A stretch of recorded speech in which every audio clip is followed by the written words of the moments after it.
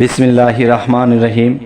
হে জগতবাসী, আজ আমি শামীম আলী চিশতি আপনাদের সামনে একটি আলোচনা নিয়ে হাজির হলাম। সে আলোচনাটি হলো যে মানুষের যখন মৃত্যুবরণ হয়ে যায়, একজন কামেলি আত্মা যদি দেহ থেকে বের হয়ে যায় এবং দেখা গেছে একজন দুষ্ট লোকের আত্মা যদি দেহ থেকে বের হয়ে যায়, তাহলে এখানে দেখা যাচ্ছে যে একটি মানুষ যদি মুক্তপ্রাপ্ত না হয়, জন্মান্তরে যদি আবার আসতে হয়, তাহলে একজন দুষ্ট লোকের আত্মা আর একজন কামেল ব্যক্তির আত্মা যদি বের হয়, কার আত্মাটা কিভাবে বের হয়?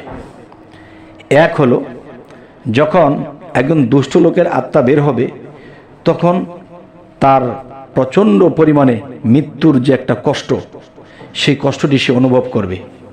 এবং একজন কামেল ব্যক্তি যারা আল্লাহর সাথে সম্পর্ক করেছে, তার আত্মাটা যখন বের হবে, তার আত্মাটা বের হওয়ার যে কষ্ট বা শান্তি, যে কষ্ট তো নেই, শান্তি।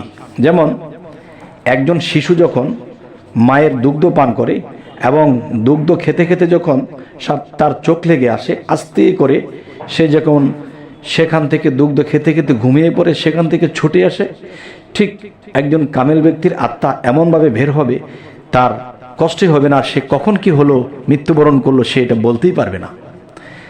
মৃত্যুর পরে সে দেখবে যে কিরে, আমার দেহ পড়ে আছে, আমি তো সেই দেহের বাইরে। তখনই সে কামেল আত্মা বুঝে যাবে যে আমার মৃত্যুবরণ হয়েছে, আমি এখন ধরাধামের বাহিরে আছি। যাই হোক, আলহামদুলিল্লাহ জানাই যে এরকম কামেল ব্যক্তি যখন হব ইনশাল্লাহ, তাহলে আমাদের মৃত্যুতে কষ্ট হবে না। মায়ের দুগ্ধ খেতে খেতে যেমন ঘুমিয়ে পড়ব।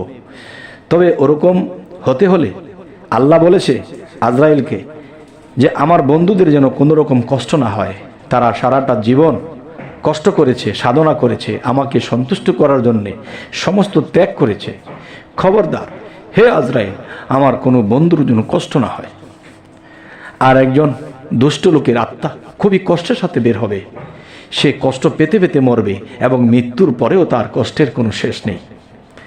তাই আজকের এই আলোচনাটি হবে কি, যে মানুষ মৃত্যুর পরে যদি কোনো আত্মা মুক্তপ্রাপ্ত হয়, তাহলে সে মুক্ত স্থানে চলে যাবে। আর যদি সে পৃথিবীতে আবার ফিরে আসে, কিংবা সে আবার যদি জন্মান্তরে আসে, তখন একটা দুষ্ট আত্মার কি অবস্থা, এবং একজন অলি আউলিয়া যিনি পৃথিবীতে আবারও জন্ম নেবে, আবার মানব তরাইতে সে চলে আসবে, তখন তার অবস্থাটা কি? দেখুন, যে দুষ্ট আত্মাটি, তাকে দিয়ে শুরু করি। সেই দুষ্ট আত্মাটি দেখা গেছে যখন মৃত্যুবরণ করলো, তখন কষ্ট করতে করতে তো গেল, কিন্তু মৃত্যুর পরেও তার কষ্ট, এবং সে বিচলিত থাকবে সেখানে।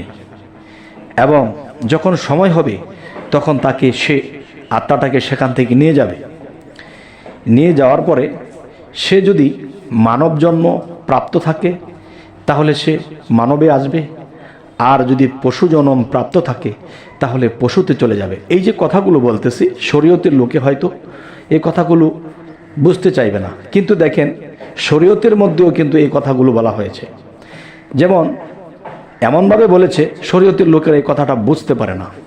যেমন একটি কথা বলা হয়েছে যে দোজখে যখন দুজকিদেরকে নিক্ষেপ করা হবে, তখন মানুষের সুরতে ফেলানো হবে না, এদেরকে ফেলানো হবে কি পশুর সুরত বানিয়ে। তার মানে যে দুষ্ট আত্মাটি পৃথিবীতে অনেক পাপিষ্ট, সে যদি মানব জন্ম প্রাপ্ত হয় তো সে মানব জন্মে আসবে, আর না হয়তো সে পশু জন্মে চলে যাবে। এই কথাটা এভাবে না বলে সেখানে কিভাবে বলা হয়েছে যে পশু বানিয়ে নিক্ষেপ করা হবে দোজখে, মানব স্বরূপে নয়। আচ্ছা, তাহলে দুষ্ট আত্মার বিষয়টা এদিক দিয়ে চলে গেল। এবার আসি, দুষ্ট আত্মার কিন্তু যখন সে পশুকুল পায়, তখন পিছনের স্মৃতি তার মনে নেই। যদি সে মানব স্বরূপ পায়, তবুও তার দেখা যায় যে পিছনের স্মরণ শক্তি, সে কোন বংশে ছিল, সে তার বাড়িঘর কোথায় ছিল, সে কোনভাবে ছিল, কোন বংশে ছিল, কোন দেশে ছিল, তার কিছুই খেয়াল নেই। আচ্ছা, এ হলো দুষ্ট আত্মার বিষয় গেল। এবার আসি কামেলি আত্মা। যখন সে পৃথিবীতে মুক্ত নেয়নি, কিন্তু সে জন্মান্তরে আবার আসবে, সে আবার মানব তরাবে, আবার সে পৃথিবীতে আবার আল্লাহর নামের গুণ ক্ষমতা সরাবে এবং মানুষকে মুক্তির পথে দিবে, এরপরে সে মুক্ত হবে বা মুক্তি নেবে। তো এখনকার যে কথাটি আপনাদেরকে বলবো, সেই কথাটি হলো, দেখুন, সেই কথাটি হলো যে সেই আলোকিত জ্ঞানী এবং আল্লাহর ওলি যিনি, তিনি মৃত্যুর পরে যদি মানব স্রোতে আসে, মানবের মধ্যে আবার জন্ম নেয়, তাহলে সে কিন্তু সেই আত্মাটা সে উশৃঙ্খল হবে না এবং সে সুশৃঙ্খল হবে, এবং মানুষে তাকে খারাপ দিকে নিলেও সে ভালো দিকেই থাকবে। এরকম করতে করতে আল্লাহর লিখনে আছে সে আরও একজন কামেল মুর্শিদ পাবে। যখন সে কামেল মুর্শিদ পাবে, তখন সেই মুর্শিদ যদি কম কামেল হয়, কিন্তু তার যে আত্মার গুণ আগে থেকেই রয়ে গেছে, সেই গুণে সে দ্রুত আগায়া যাবে। কারণ সে আগেই ছিল বিএ পাস বা ডিগ্রি পাস, সে আগেই ছিল। তখন সে তাকে যখন নিচের স্তরের পড়ালেখা দেয়, তখন সে এগুলাকে ডেঙ্গে উপরে চলে যায়, কারণ মনে হচ্ছে তার এগুলা মুখস্থ, ধরলেই পারে। আচ্ছা, এরপর কি হলো যে সে যখন সাধনা করতে শুরু করলো, সেই মুর্শিদের দেওয়া সাধনাগুলো যখন করতে শুরু করলো, তখন সে দেখতে পায় যে সে পিছের জন্মে কোন বংশে কোথায় ছিল, সে কি ছিল, সে কি কামেল ছিল না অকামেল ছিল, সে কি সাধক ছিল, এগুলা সে জানতে পায়। তখন এই স্মৃতি ভ্রষ্ট হয়েছিল, এই স্মৃতিগুলো আল্লাহ খুলে দেয়। সুবহানাল্লাহ, আলহামদুলিল্লাহ। তখন সে যখন জানতে পায় আমি ইমুক বংশে, আর ব্যক্তি আমি এই ছিলাম বা আউলিয়া ছিলাম বা একজন কামেল মুর্শিদ ছিলাম, যে কোনো একটা কিছু সে জানতে পায়, তখন তার মনের অগ্রসর আরও বেড়ে যায় যে এই জন্মে আমাকে মুক্ত হতে হবে, আর কত মানব তরাবো, আর কত এই জগতে ঘুরব, যন্ত্রণা আর সহ্য হয় না, জন্ম দেওয়া এবং জন্ম নেওয়া উভয়ই কষ্ট। তখন দেখা যায় সেই লোকটি বিয়ে শাদীর থেকেও দূরে থাকে এবং সবসময় চুপচাপ থাকে, এবং আল্লাহর গভীর জিনিস তার চোখের সামনে ভেসে ওঠে, এবং যাকে যা কিছু বলে দেয় তাই হয়ে যায়। তখন আস্তে আস্তে মানুষ তার দিকে ভিড়তে থাকে, মানুষকে যা কিছু বলে দেয়, যাই কিছু নির্দেশ দিয়ে দেয় তাই হয়ে যায়। তখন দিন দিন তার আস্তে আস্তে আলোকিত হতে থাকে। একদল মানুষ তার বিরুদ্ধ থাকে, আর বেশিরভাগ মানুষ তার পন্থে থাকে। তো এরকম করতে করতে এই আত্মাটি চলতে থাকে।